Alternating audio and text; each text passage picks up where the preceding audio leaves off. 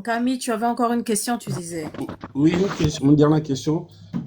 Alors, aujourd'hui, nombre d'entre nous disent que nos variantes, abusivement, nos variantes langues sont spirituelles.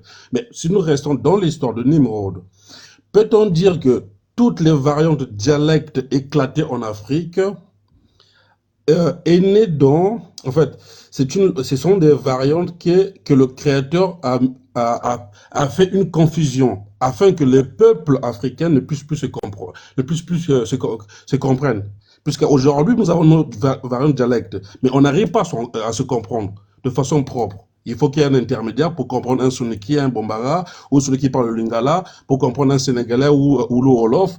Est-ce que l'histoire de la confusion linguistique qui est mentionnée dans la Bible est une histoire qui est vraie, qui explique aujourd'hui les faits réels que nous voyons aujourd'hui, que les peuples africains, avec leurs variantes dialectiques, soi-disant spirituelles, ils n'arrivent pas à se comprendre. Est-ce que c'est une punition divine?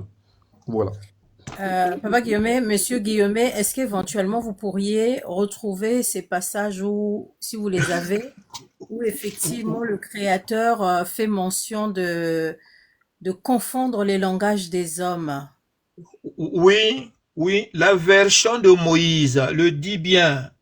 Alors le Créateur descendit pour voir la ville et la tour qu'avaient bâti les fils des humains. C'est-à-dire Nimrod qui voulait se faire un nom.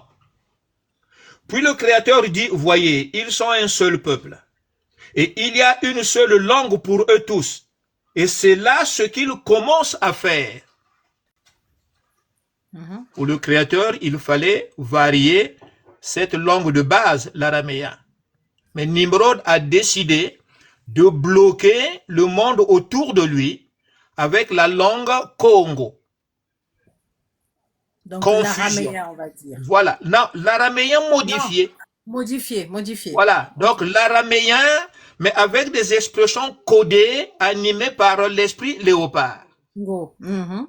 Là, le Ok. Créateur dit, voilà, c'est là ce qu'il commence à faire. Eh bien, rien désormais ne sera irréalisable pour eux de ce qu'ils peuvent projeter de faire. Rien désormais ne sera plus réalisable pour nous de tout ce que nous voudrons projeter à faire. Nous le voyons aujourd'hui.